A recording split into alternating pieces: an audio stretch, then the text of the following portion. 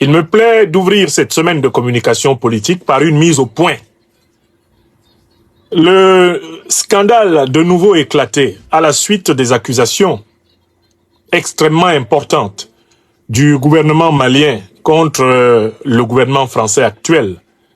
Accusations selon lesquelles le gouvernement français actuel aurait produit massivement des faux billets de francs CFA pour noyer l'économie malienne. Devant la gravité des faits qui sont invoqués par la partie malienne et qui nous rappellent un certain 15 août 2022, lorsque le gouvernement malien portait plainte devant le Conseil de sécurité de l'ONU contre le même gouvernement français sous l'accusation de soutien au terrorisme, à la déstabilisation du Sahel et de l'Afrique.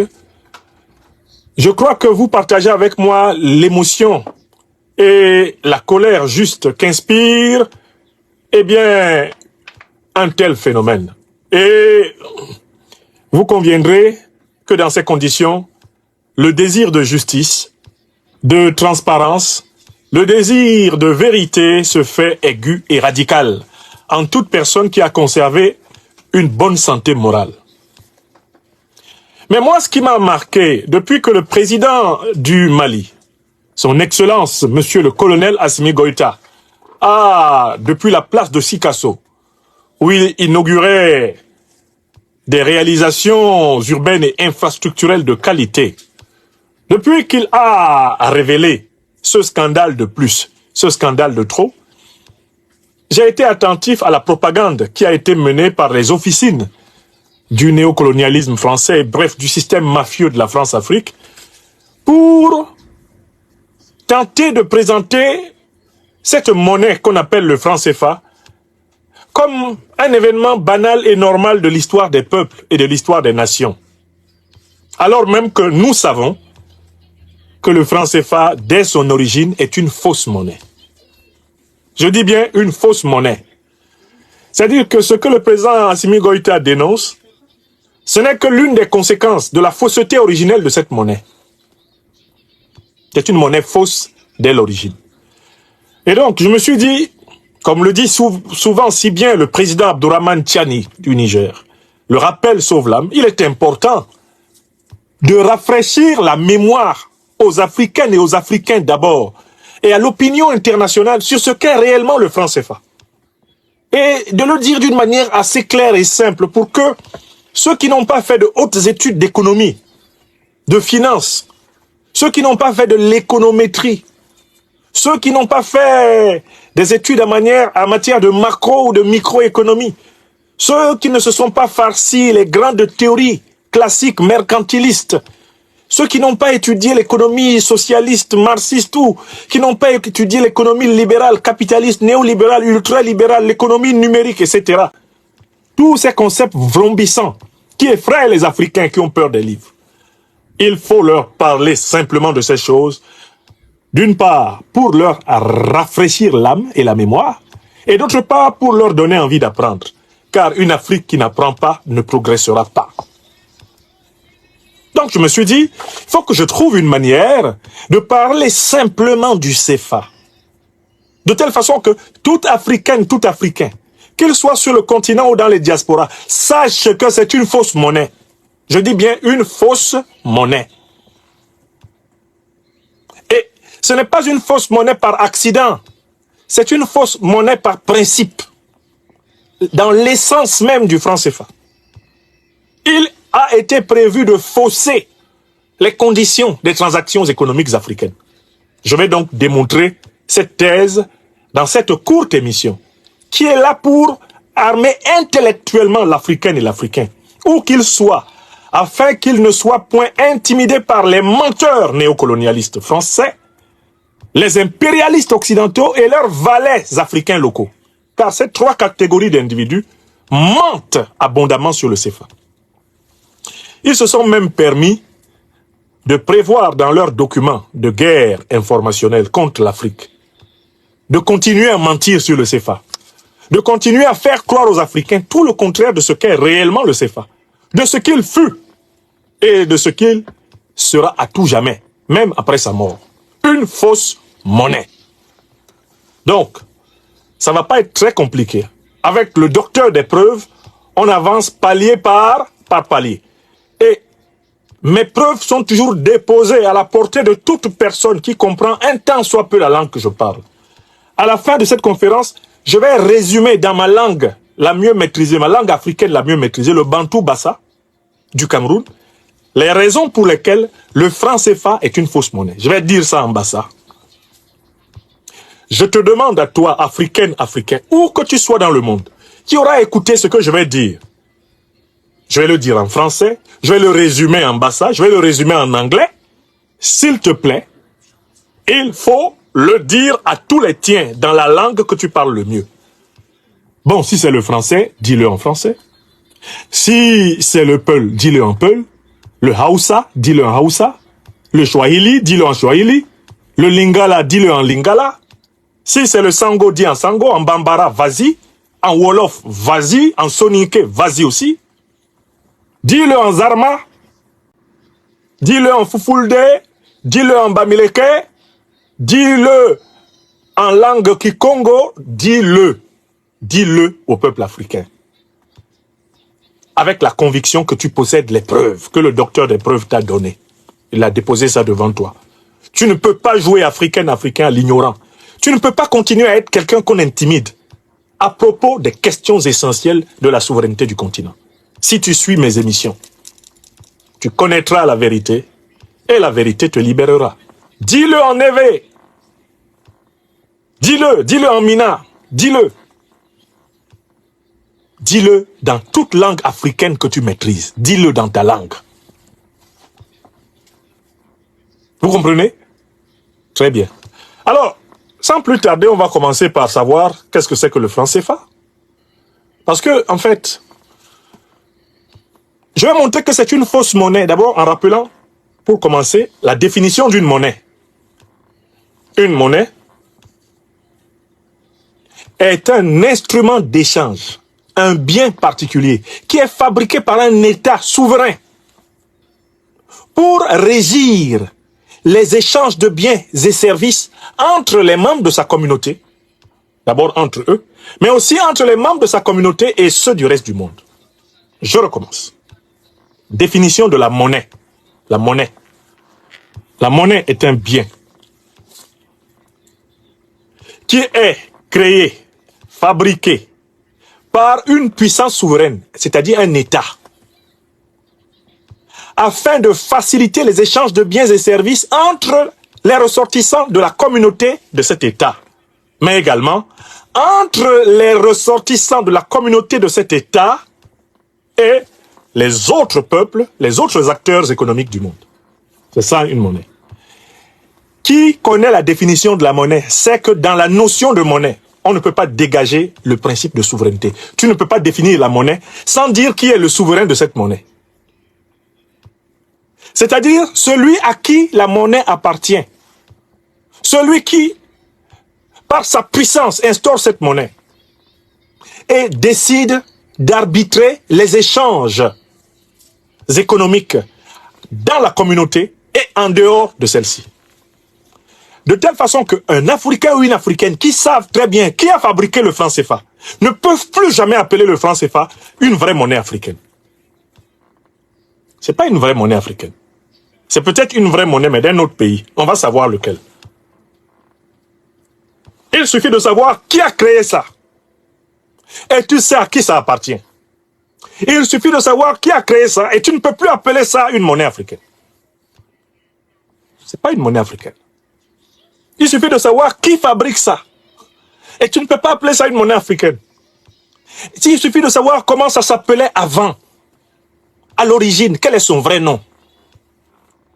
Parce que le franc CFA ressemble étrangement à quelques-uns de ces valets africains qui l'ont servi, comme Alassane Dramane Ouattara, le satrape reptilien venu de Sindou, pour troubler la paix des Ivoiriens, ayant renié notre belle terre, burkinabé de Sindou, pour troubler toute l'Afrique avant d'être bientôt dégagé.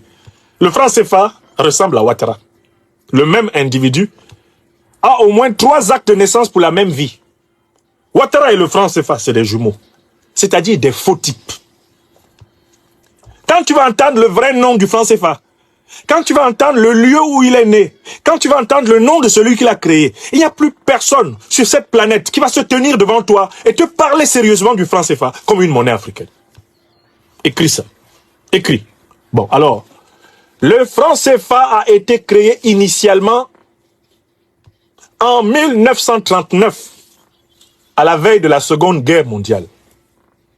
Mais il naît officiellement le 26 décembre 1945, lorsque la France ratifie les accords de Bretton Woods et procède à sa première déclaration de parité au Fonds monétaire international. Le décret, là je suis en train de vous lire un petit résumé Wikipédia, qui n'est même pas parfait, mais tout est là. Le décret qui entérine le franc CFA, c'est le décret numéro 45-0136 du 25 décembre 1945, fixant la valeur de certaines monnaies des territoires d'outre-mer, libellés en francs, les territoires d'outre-mer de la France. Et ce décret est signé par Charles de Gaulle, président du gouvernement provisoire de la République française. Il est contresigné par René Pleven, ministre des Finances, et Jacques Soustel, ministre des Colonies.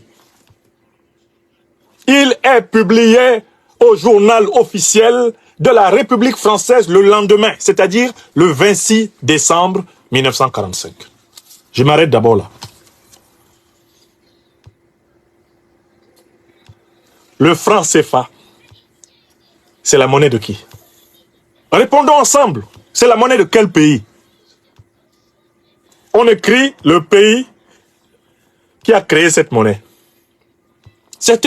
On va faire un quiz pour les enfants et on doit l'enseigner de la maternelle à l'université.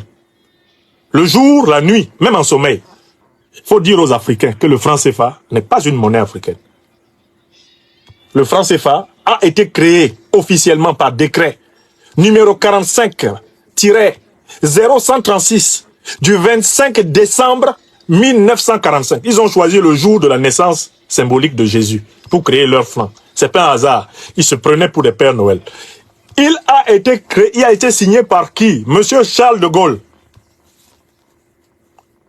Charles de Gaulle, président du gouvernement provisoire de la République française. Je vous rappelle qu'il avait pris le pouvoir au terme d'une rébellion militaire, avec le soutien des États-Unis, de l'Angleterre et les supplétifs nègres des colonies, étant en première ligne de la guerre pour libérer la France.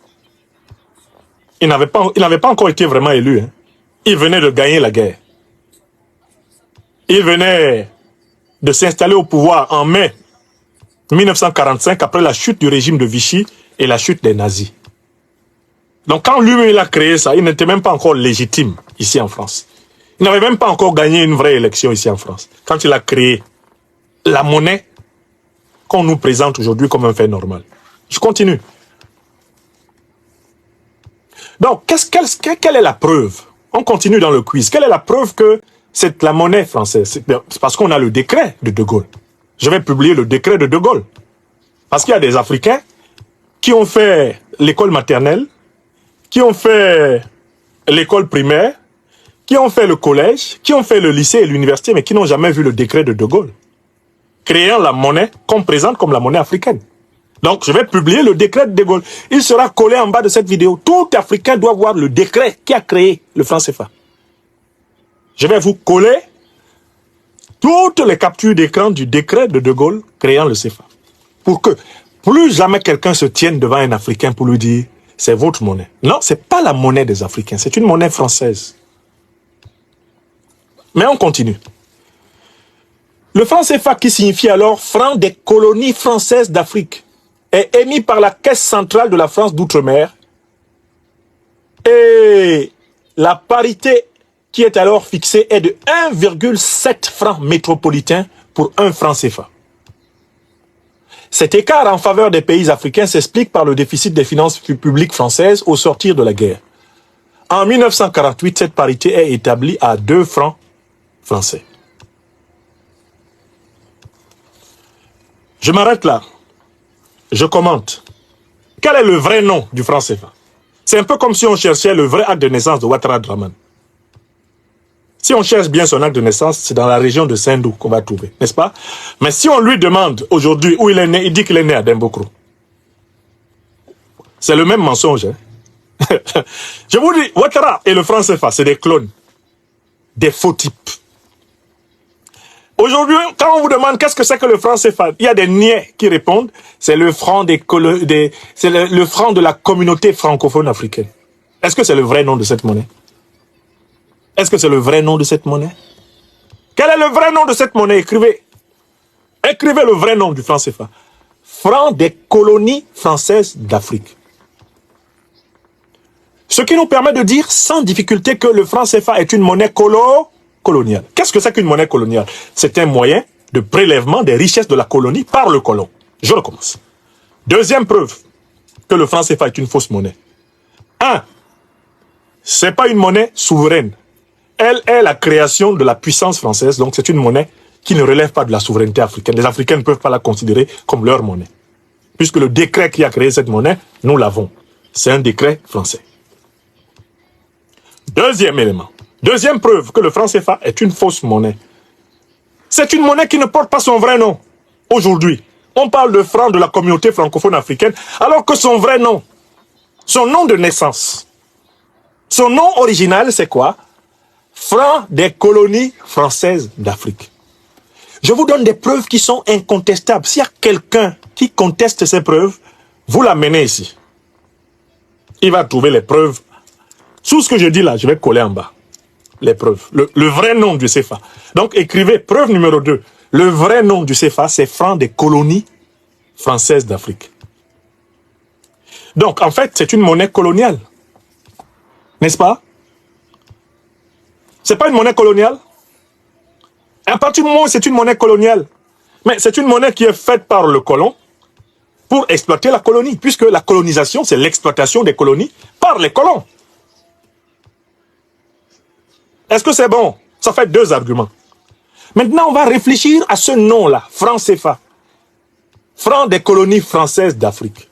Parce que dans le nom originel de cette monnaie, qui est une fausse monnaie pour les Africains, dans le nom originel de cette monnaie, il y a la répétition de 2 mots. Il y a le mot franc. Qu'est-ce que c'est qu'un franc? Qui sait ce que c'est qu'un franc? Nous sommes ici en train de faire les preuves ensemble, pour que vous sachiez très bien que ce n'est pas une monnaie africaine. Qu'est-ce que c'est qu'un franc? Qu'est-ce qu'un franc? F-R-A-N-C. Franc veut dire quoi? Un franc, c'est quelqu'un qui est membre d'une tribu germanique originelle de la France.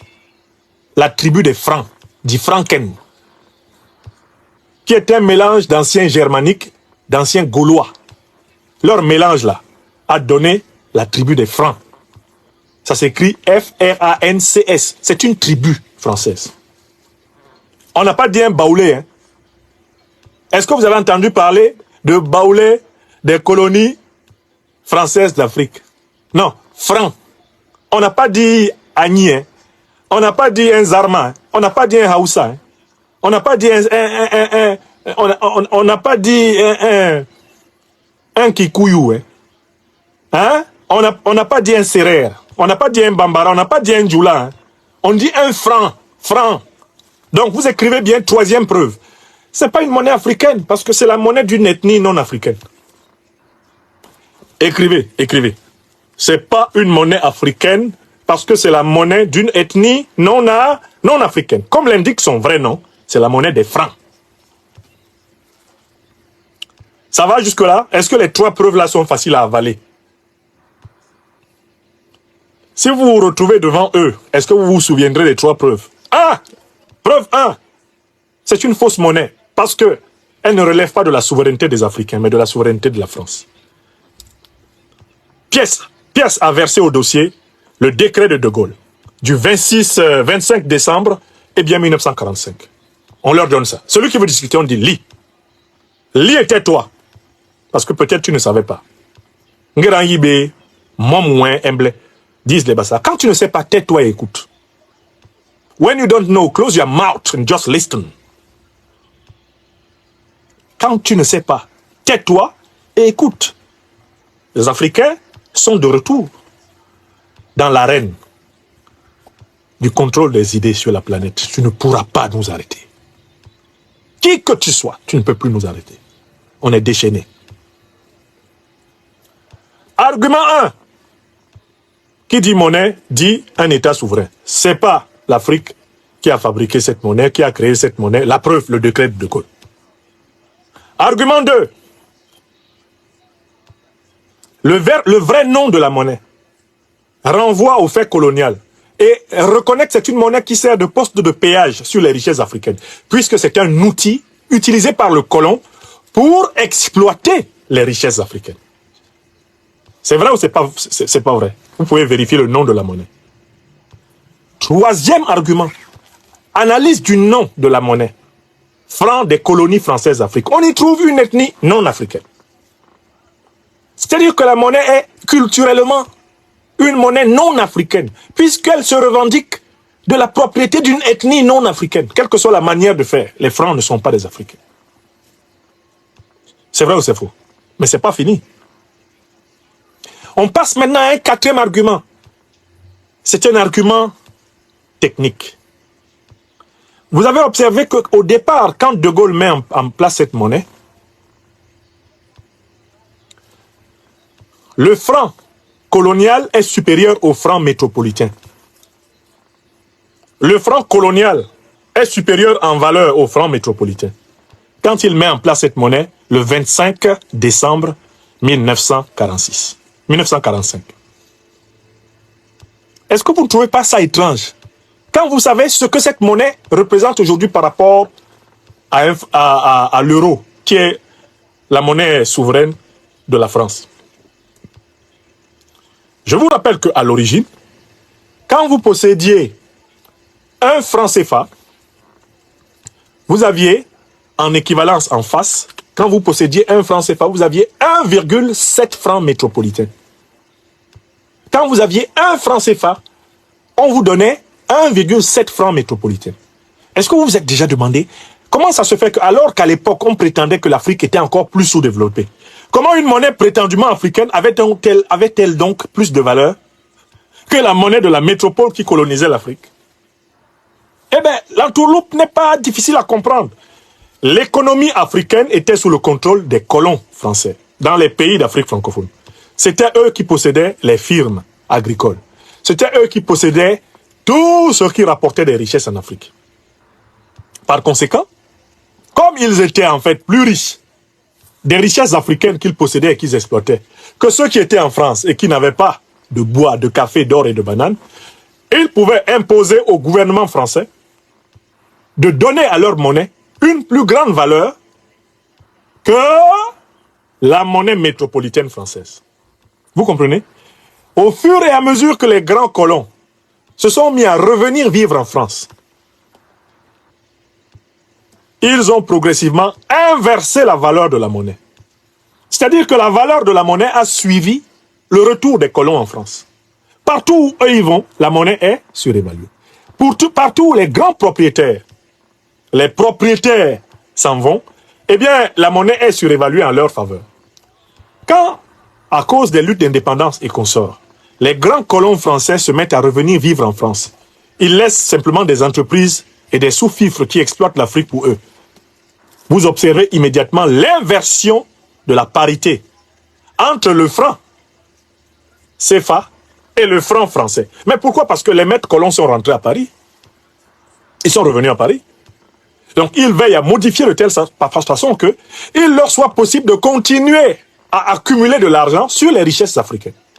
Donc, comme ils reviennent à Paris, comme ils se réinstallent massivement à Paris, ils font inverser la monnaie de telle façon que les bénéfices qu'ils avaient avant les retrouvent là où ils sont maintenant.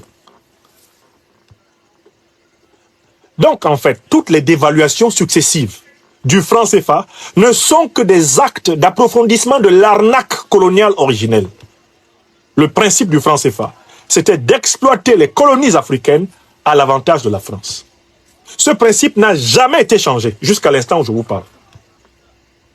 Voilà pourquoi on a imposé une parité fixe entre cette monnaie et la monnaie française. Aujourd'hui, la monnaie française, c'est l'euro.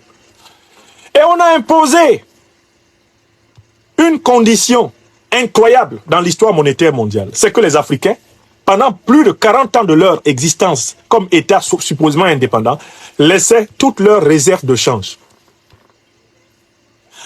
au trésor de la Banque de France qui gérait ces réserves de change et les fructifiait en taux d'intérêt discrètement remplissant ses caisses. L'argent des Africains, celui qu'ils gagnent en vendant des richesses au monde entier, cet argent était stocké dans les banques françaises.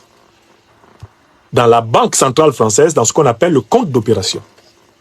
Et lorsqu'un pays africain est déficitaire, la puissance française prend l'argent des pays excédentaires, avec l'argent des pays excédentaires, elle prête de l'argent aux pays déficitaires avec taux d'intérêt. C'est-à-dire que le système colonial qui a été mis en place du CFA a consisté à prêter aux Africains leur propre argent avec taux d'intérêt, à conserver les réserves de change des Africains, à se faire des taux d'intérêt jamais discutés à ce sujet. Donc, en réalité, cette monnaie a été faite pour une exploitation asymétrique permanente de l'Afrique. Chers téléspectateurs, vous avez été les témoins privilégiés de cette analyse politique profonde et inspirante avec le Dr Franklin Nyamsi. Maintenant, c'est à vous. Réagissez en commentaire, partagez vos réflexions et vos idées. Si cette vidéo vous a éclairé, n'hésitez pas à l'aimer et à la partager avec vos amis. Ensemble, nous construisons l'Afrique de demain. Restez connectés sur Afrique Diverse TV pour encore plus d'informations et de débats passionnants. À très bientôt.